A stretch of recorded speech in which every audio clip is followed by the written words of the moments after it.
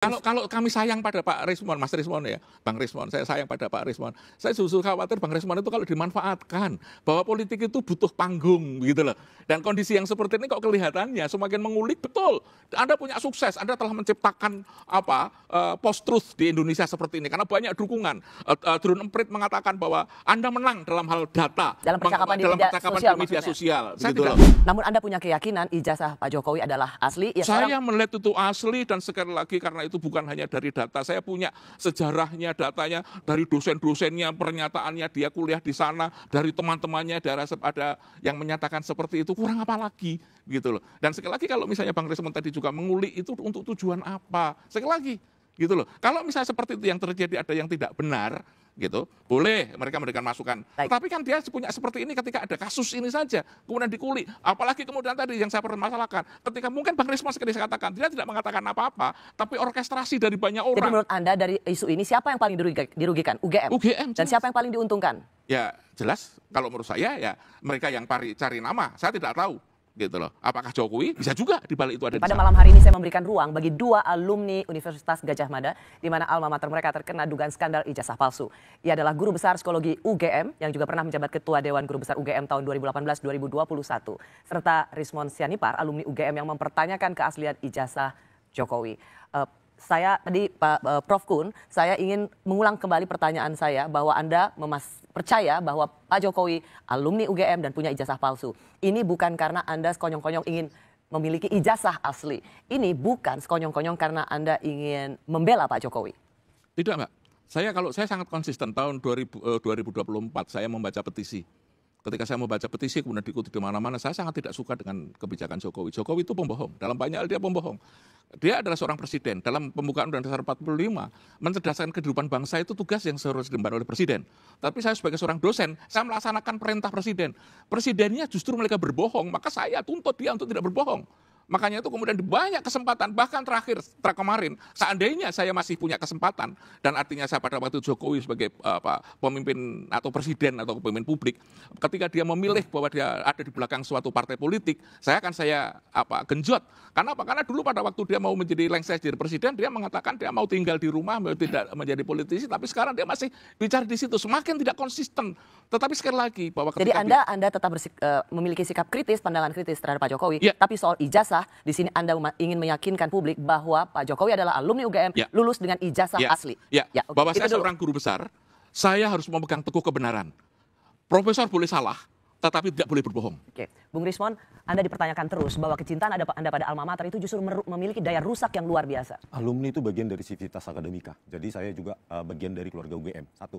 Yang kedua adalah bagaimana Profesor Kunchoro menerangkan bahwa nilai mata kuliah dasar umum yang ditampilkan oleh Dirtividum itu nilai D untuk matematika, fisika, dan statistik. Jadi menurut kalau Profesor Kunchoro kan berdasarkan keterangan dari teman-temannya. Saya juga mengutip apa yang disampaikan oleh Profesor Sofyan Effendi. Beliau juga mewawancarai sejumlah profesor dan mantan dekan Fakultas Kehutanan dan mengatakan Pak Jokowi itu tidak pernah lulus sarjana. Bentar Pak. Jadi begini. Jadi temuan saya sesuai dengan apa yang diutarakan oleh Profesor Sofyan Effendi. Maret 2015 saya memegang sendiri, Prof. Saya memegang sendiri skripsi atas nama Joko Widodo dan tidak ada lembar pengesahan penguji. Nama penguji tidak ada, apalagi tanda tangannya. Berkesesuaian dengan keterangan Profesor Sofyan Effendi ketika saya wawancarai, yaitu ya ketika Profesor Sofyan Effendi menanyakan ke pihak Fakultas Kehutanan UGM, ya di situ dikatakan ya didapatkan pernyataan bahwa memang skripsi itu belum diuji atau tidak diuji. Ya, karena ini saya potong karena ada 3 hal yang karena meloncat-loncat.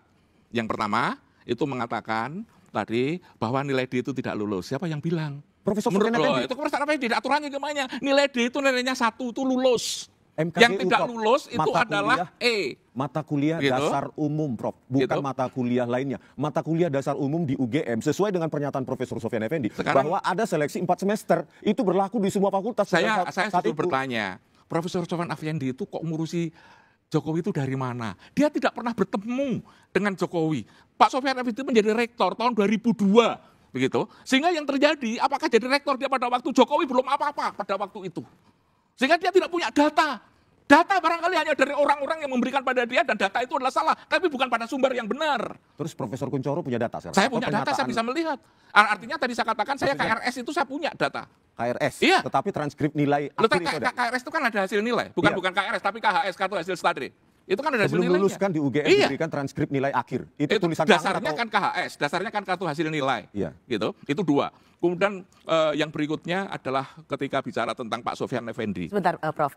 Ini sedikit teknis argumentasinya. Tetapi ketika Prof mengatakan bahwa itu atas dasar apa Pak Sofyan Effendi mengatakan Ya. dia tidak tahu apa-apa, kan hal yang sama persis dengan Prof Kun. Prof Kun juga sudah lama tidak ada di UGM, tetapi kenapa Prof Kun masih Tapi boleh saya masih dibilang berrelasi dengan lulusan UGM dan saya punya data tentang hasil studinya Jokowi. mengapa ketika data itu di tangan Prof Kun mengatakan bahwa inilah yang benar, dan ketika data itu di tangan Lah karena saya Bung dari Rismon sumber-sumber yang terpercaya. dan sumber dari Bung Saya Rismon tidak menduga dapat tidak. dipercaya. Karena apa, sekali lagi, saya sangat kenal, sangat paham dengan Pak Sofyan Effendi. Ketika sehari sebelum saya diwawancarai oleh si Reza, saya bertanya dengan mantan dekan Fakultas Psikologi yang orang dekatnya. Oke, saya rasa itu tidak perlu diperpanjang karena Ya. kita tidak punya suara dari Pak Betul. Sofyan Effendi. Betul. Tapi Bung Rismon ini sekali lagi ingin mengatakan bahwa ini bagian dari kecintaan pada alma mater. Kalau saya tarik benang merahnya adalah karena kecintaan pada alma mater, memberikan pelajaran bagi publik, pencerahan pada publik. Sementara Prof Kunchoro ingin mengatakan bahwa apa yang dilakukan oleh Bung Rismon dan dua alumni UGM lain itu punya daya rusak yang luar biasa pada tanya, alma Mbak, mater UGM. produk dari kecintaan itu apa, Mbak?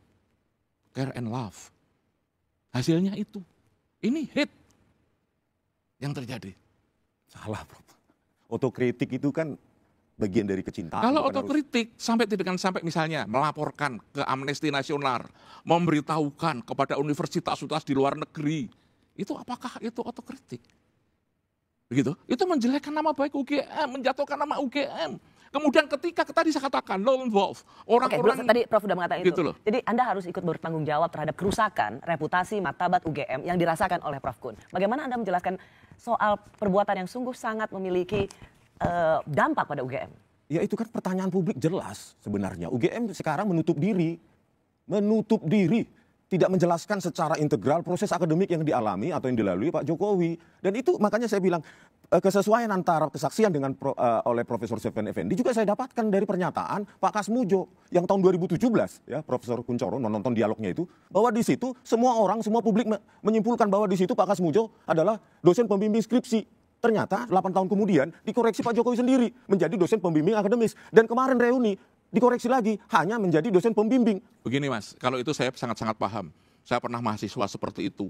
Pada waktu itu di Fakultas Kehutanan, itu yang menjadi pembimbingnya skripsi Pak Jokowi itu Pak Mitro. Saya kenal baik Pak Mitro. Pak Mitro itu sangat terkenal di ahli kayu lapis, satu-satunya dari lulusan Amerika yang mereka demikian glamor di fakultasnya. Sehingga membuat Jokowi ini dalam perspektif saya, dia tidak berani berhadapan dengan pembimbingnya. Karena itu apa? Dia kemudian melalui Pak Kasmujo ini sebagai orang yang kebetulan dia pembimbing akademiknya. Tapi itu kan asumsi Prof. Oh, tapi dia pembimbing akademik dapat Tapi disangkal oleh Pak Gitu Kasmujo loh. Yang dia tidak adalah pembimbing skripsinya yang disangkal. Tidak, Prof. Begitu loh. Saya tanya sendiri, Profesor ketemu dengan Pak Kasmujo nggak? Enggak kan? Coba nanti di Jogja, di Pogung Kidul ditanyakan. Jawaban yang sama ya, sanggahan dari sanggahan dari Pak Kasmujo bahwa tidak ada perannya Sekarang dalam membimbing saya skripsi bertanya pada maupun Mas membimbing akademis atas nama Joko Widodo, itu juga didapatkan oleh jurnalis Kompas TV, Oke, pada Bung waktu- Dipo Nurbahagia. Jadi dua orang kami ini menanyakan ke Pak Kasmujo dan jawabannya sama. Oke. Di mana peran UGM sekarang meluruskan itu? Pada Siapakah waktu- sebenarnya dosen pembimbing akademis Joko Widodo? Pada waktu Pak Rismon ini menanyakan kepada Pak Kasmujo, wartawan menanyakan Pak Kasmujo, itu apakah dalam situasi yang rileks, santai, atau itu memberikan pressure, ada tidak pemuda. Kalau itu seorang peneliti yang baik, itu ada yang namanya kulon, raport, membina raport dan sebagainya, gitu. Apakah itu terpenuhi data itu? Bisa jadi mereka under pressure dan mereka sudah tahu bahwa Sekarang saya tanya, itu situasi Profesor itu Kunchoro katanya memiliki data. Siapakah dosen pembimbing akademis? yang desain pembimbing Pak akademik Jokowi Kasmujo. sesuai Ini dengan data dari dekan yang data saya dari dapatkan. dekan atau perkataan dekan atau melihat itu? Melihat ada Pak Kasmujo di dosen pembimbing Nah, akademis. sekarang saya bertanya tadi, Kasmujo tadi ditanya, itu dalam kondisi under pressure. Dia sudah pikun, usianya sudah 75 tahun. Begitu loh. Ada rasa takut. Bagaimana dia self defense? Anda sering menuduh bahwa Jokowi berbohong. Mungkin enggak pada waktu itu si Pak Kasmujo berbohong hanya untuk menutup agar jangan sampai ada pertanyaan lebih lanjut lagi. Karena terlalu besar Karena tekanan terlalu itu. Makanya tekanan saya yang ada tanyakan, dari situ. ini kan orangnya sendiri menyanggah bahwa... Nah itulah tadi, saya Bentar katakan dulu, karena Prof. dia Saya kondisi ngomong under dulu. pressure Saya tadi. ngomong dulu, Anda Prof. ngomong tapi dengan saya diminta untuk paham dengan Anda tidak pernah memahami maksud saya. That's not Harusnya fair. sanggahan dari Pak Kasmujo itu bukan disanggah lewat perkataan juga oleh dekan, tapi by data, bukti empirik ada nggak data tertulis, dokumen tertulis bahwa Pak Kasmujo itu dosen pembimbing akademis Dan itu, dari Pak. dan itu ada perlukan dari UGM. Iya, karena saya sepanjang itu cuma keterangan dari dekan, saya lebih percaya orang yang bersangkutan, Pak Kasmujo itu sendiri. Nah, bagaimana orang yang pernah mengalami proses akademik di UGM, dosen pembimbing skripsinya pun berubah, dosen pembimbing akademisnya juga berubah-ubah. Pertanyaannya, by data itu siapa dosen pembimbing akademis? By data, Prof. Bukan by statement. Dosen pembimbing akademiknya ya Kasmujo. Dan saya sangat memahami Kasmujo pada waktu itu dosen muda.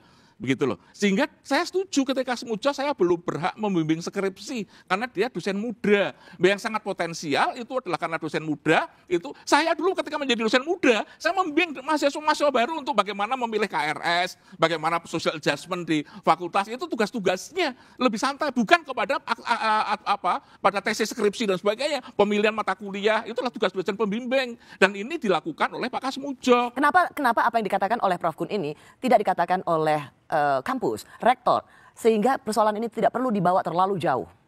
Tadi Prof sudah mengatakan mungkin tidak mau karena ini soal privasi, tapi kan ini sudah jadi urusan publik. Apakah Anda juga memiliki penilaian bahwa harusnya pihak rektorat UGM langsung menjelaskan ini secara rinci? Kalau saya ada hal yang lain, mungkin dari mereka itu punya buat apa ini mereka lakukan. Mungkin di universitas tidak bisa melihat untuk kepentingan apa. Apakah hanya untuk kepentingan pertanyaan Bang Risno. Untuk menghentikan supaya ini gitu tidak terus-menerus menjadi polemik nah, yang kalau menghabiskan misalnya energi. Sekarang ini tidak usah dipermasalahkan aja, tidak ada masalah. Tapi ketika ini masih diorkestrasi terus ya kan jadi masalah. Saya nggak setuju dengan orkestrasi itu seolah-olah ada partai politik atau pendanaan. Oh tidak, Prof, orkestrasi itu bukan seperti itu. Saut menyaut informasi itu orkestrasi. Jadi maaf kalau Anda mengatakan orkestrasi itu bukannya dengan politik, tidak. Undang-undang nomor 14 tahun 2008 saya tidak mau berbicara kalau urusan informasi publik, Prof. Ijazah yang telah dipakai untuk mendapatkan jabatan publik itu adalah milik publik. Saya adalah warga negara pembayar pajak. Dan Joko Widodo telah menggunakan ijazahnya tersebut setidaknya 2 kali, tahun 2014 dan 2019, untuk mendapatkan jabatan presiden. Sekarang pertanyaannya, Jokowi bertanggung jawab harusnya menunjukkan kepada kita semua sebagai warga negara pembayar pajak bahwa ini loh ijazah yang saya pakai untuk mencapai jabatan presiden. Itu bukan urusan saya. Urusan Anda adalah nomor 14 ijazah palsu. Tapi bukan saya, urusan saya. Hak mengeluarkan itu bukan saya. Urusan Jokowi dengan Anda. Gitu. Tapi kalau ijazah palsu saya pertahankan. Tugas saya mementarkan ijazah palsu. Karena itu terkait dengan alma mater. Dari mana Pak Profesor Kunchoro yakin bahwa ijazah Jokowi asli? Loh tadi saya bilang. Apanya? Dia itu kuliah di UGM. Teman-temannya membuktikan. Saya punya daftar nilai. Gitu loh. Ada transkripnya. Itu apa tidak? Makanya transkrip nilai atau KRS? Transkripnya ada.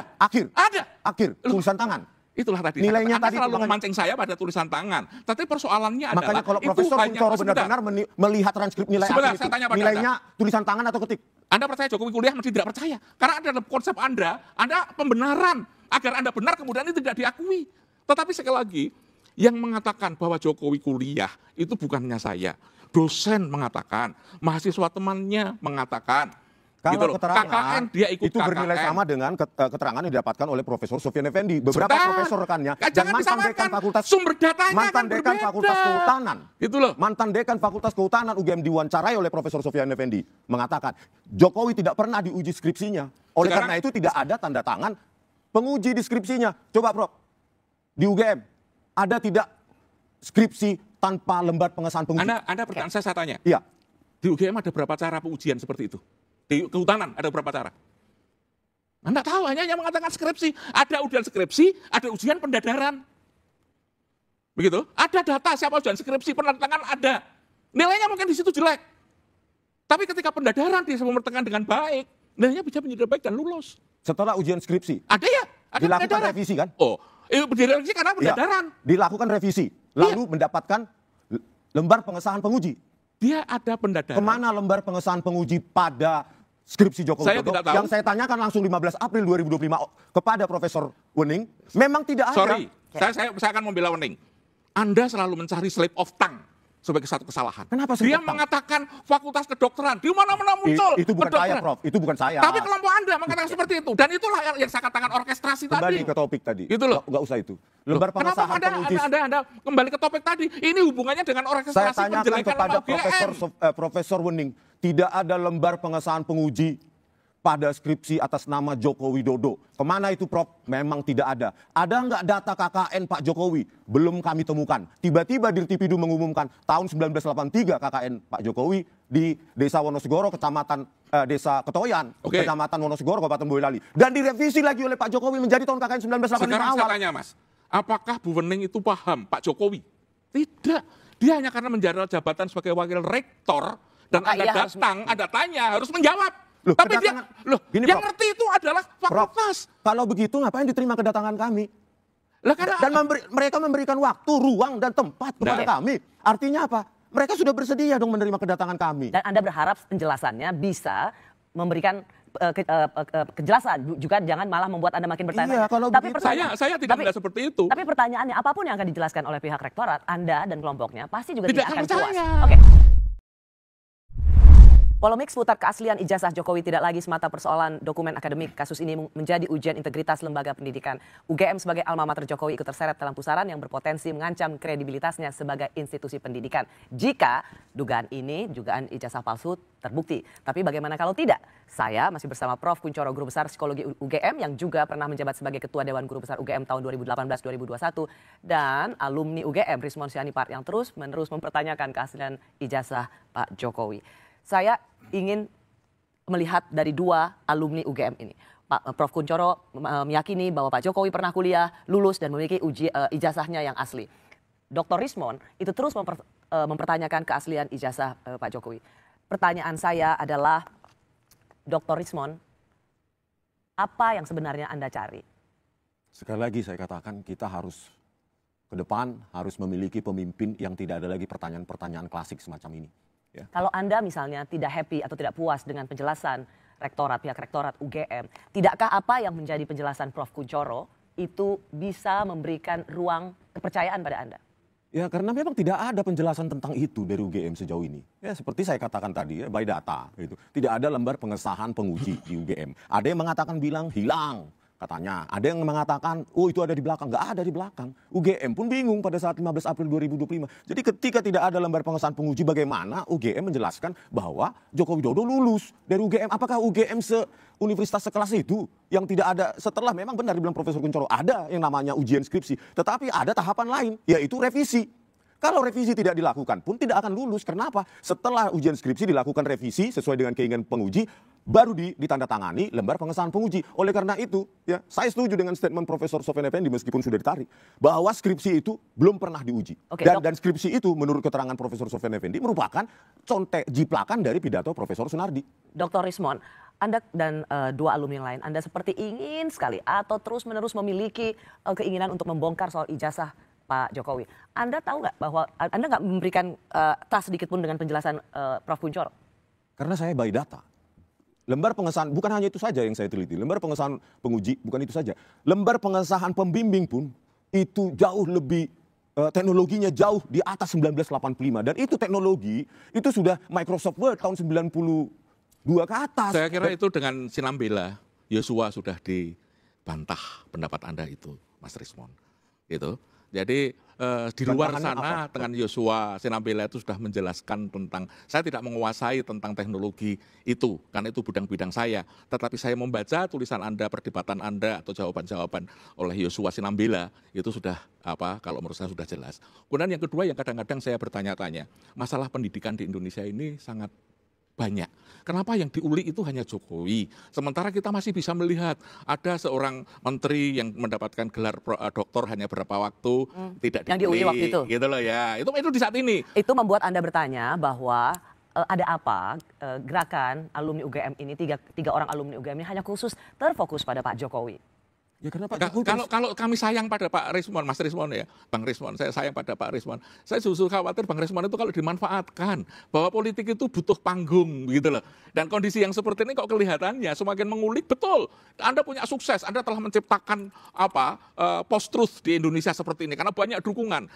Drone Emprit mengatakan bahwa Anda menang dalam hal data, dalam percakapan di media sosial, begitu.